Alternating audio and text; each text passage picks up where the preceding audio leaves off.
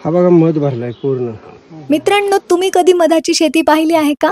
तर नमस्कार मंडळी, मी वर्षा चास्कर, गाव दौरा भाग क्रमांक 6 मध्ये तुमचं स्वागत करत आहे मधमाशांच्या जगात. आपल्या भारतातलं पहिलं मधाचं गाव तुम्ही पाहिलंय? चला बघूया. पुण्यातील राजगुरुनगर ते साताऱ्यातील महाबळेश्वर असा प्रवास करत मी पोहोचले मांघर म्हणजेच मधाच्या गावात. गावाच्या चारही बाजूंनी असं घनदाट जंगल आणि मधोमधच हे गोंडस गाव.